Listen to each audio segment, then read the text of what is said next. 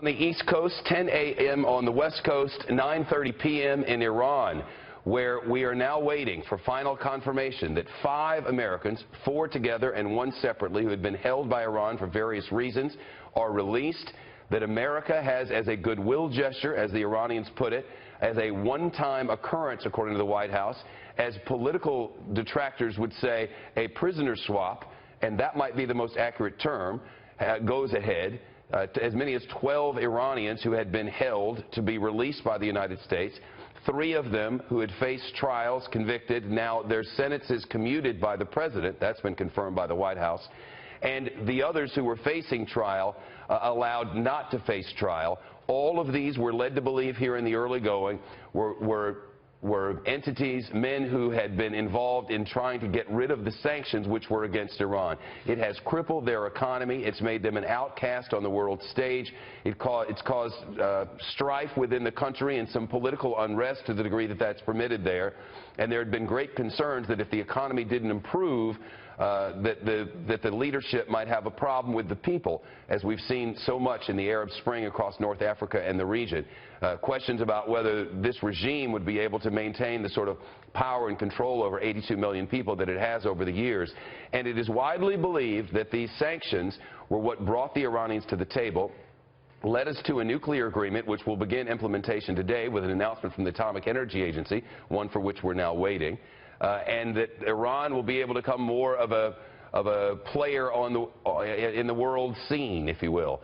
Certainly, they're moving toward that with $150 billion to be freed up. But right now, the headline, those 4 Americans plus 1 American student to be released by Iran. Our understanding is that they are no longer in prison and that they will be returning to the United States.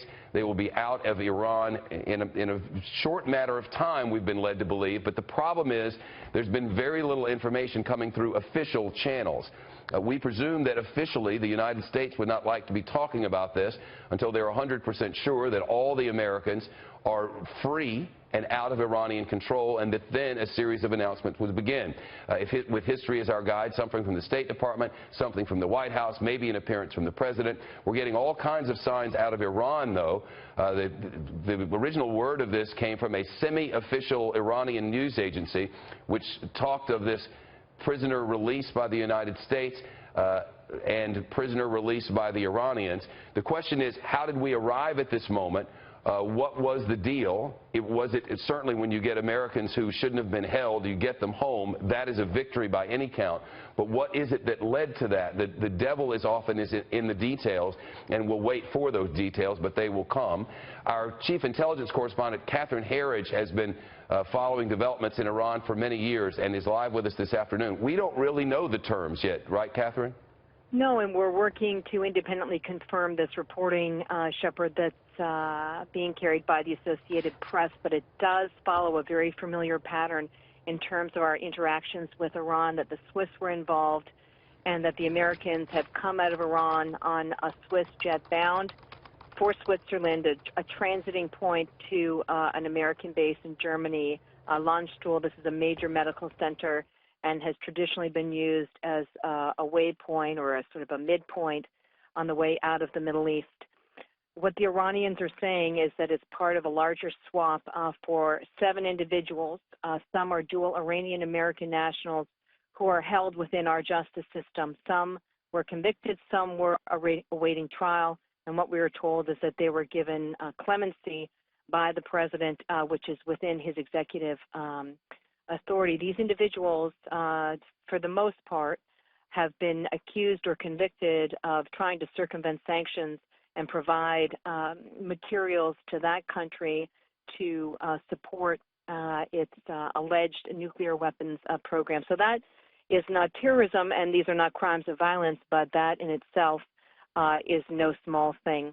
The key thing to watch now is going to be what kind of deal was made and what are the broader elements or the side deals to it. We know of at least one tranche or track in that, which is the agreement by the United States for the lifting of what they call red notices through Interpol for a group of individuals who were wanted for a terrorist attack.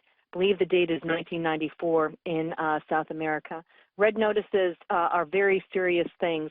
It's a way for Interpol to ask the international community for assistance in identifying these individuals, arresting these individuals, so that they could be tried in another country. So this is no small thing, Shepard. I think, as you rightly point out, at least based on my conversations with contacts this morning, they see this either as the glass half full or the glass half empty. Half full in the sense that these loose ends, these loose threads, are now being tied and resolved in advance of the implementation of the deal. And if they see it as half empty, they see this as a major shift in U.S. policy, one which has rejected the swapping of American citizens for nationals in our custody because they felt that this would increase the future risk to Americans and the likelihood that they would be taken captive in the future for some kind of swap in exchange.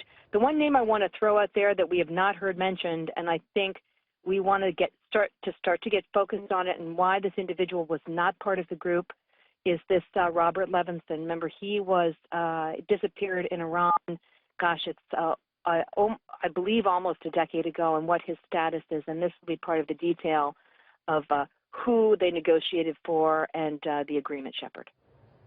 I've just gotten word that the Americans are going to be flown to Switzerland, Catherine, and right. It would be, with history as our guide, that would be the point at which official notifications start to come, right? Well, that's correct. Switzerland has for many years been our go-to intermediary with the Iranians because we did not have full relations with them. So this tracks with our standard pattern of behavior, and then also this reporting out of the Associated Press that once in Switzerland, they would then go to Germany for a medical review and then on to the United States. So this is pretty typical and would be consistent.